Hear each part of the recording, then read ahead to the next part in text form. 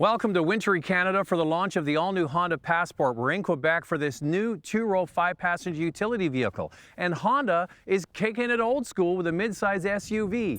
When midsize SUVs took off the craze in the 90s and the early 2000s, they were all pretty much two-row, five-passenger utilities. Think about the Pathfinder, the Ford Explorer, vehicles like that. And over the years, they've expanded to include 3 rows of seats. Now, most vehicles are sold that way. So Honda's going back to the way it was, bringing out a V6 powered vehicle for those that don't need 7 passengers and 3 rows. And to differentiate this vehicle in the marketplace, they've given it a unique kind of rugged look.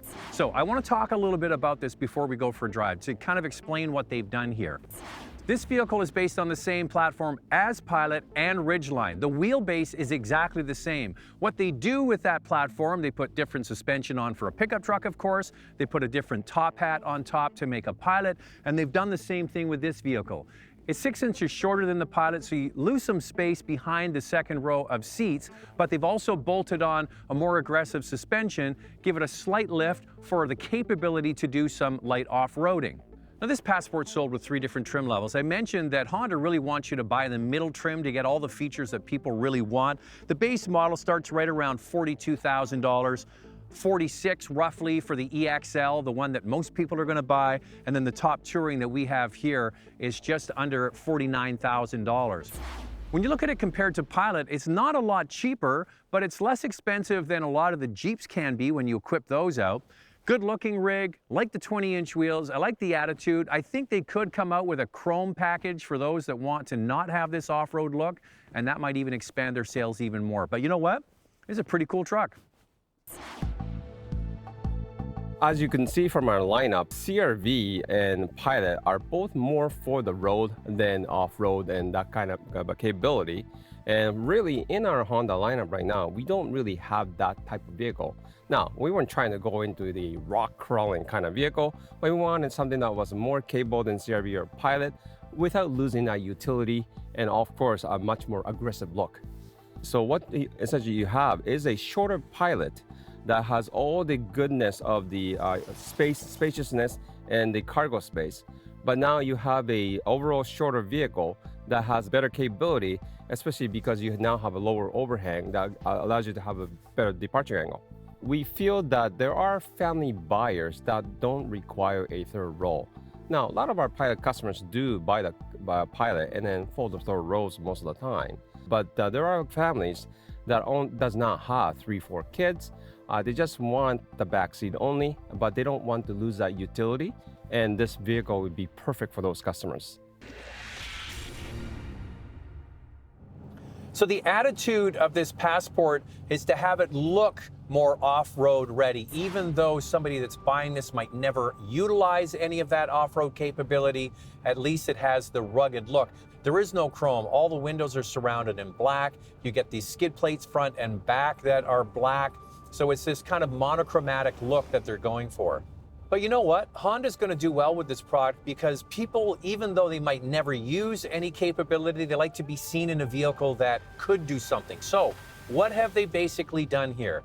As I mentioned, the wheelbase is exactly the same as the Pilot. It's exactly the same as the Ridgeline. They've shortened it by 6 inches to get better approach and departure angles if you do want to go off-road. The suspension is ever so slightly taller. You get 205 millimeters of ground clearance, and you can tell the difference. First of all, you're driving with 20-inch wheels and tires. Then you've got this slightly more aggressive suspension setup. It makes this Passport feel a little bit sportier and nimbler, and it is shorter, so that will appeal to a certain buyer. Maybe that sort of minivan-like ride of the Pilot isn't for everybody. This is going to be for somebody that wants to have a little bit more dialed-in feel behind the wheel, and it does definitely have that.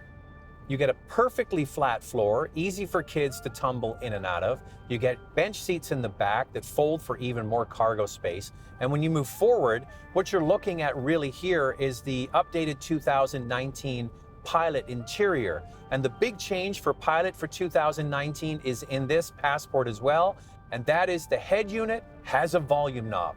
Thank you, Honda. We've complained over the years, and Honda has listened and put the volume knob back in to more and more of their products. So it's an 8-inch unit, standard Android and Apple, so that's good news. If you want inboard navigation, you have to get the Touring model here. There's also the new instrument cluster behind the steering wheel, which is a 7-inch digital readout in the center with 2 analog gauges on either side. The other thing the Touring model gets is the wireless charging pad that's in the middle of the center console. Now, one thing about this Passport, it has 5,000 pounds of towing capacity if you get the dealer-installed towing package.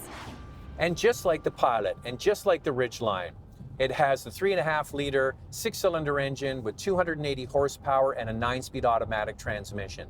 And early out of the gate, when I drove the Pilot, I criticized the 9-speed automatic. I didn't feel it drove well at all, but I've driven new products with the 9-speed. I've driven them on the Acura side and here on the Honda side, and they certainly have figured it out. It's much better now. It doesn't feel like it's getting in the way at all. So that's a major accomplishment, to go from something that was so poorly executed out of the gate to the point where you don't even notice it. So well done, Honda.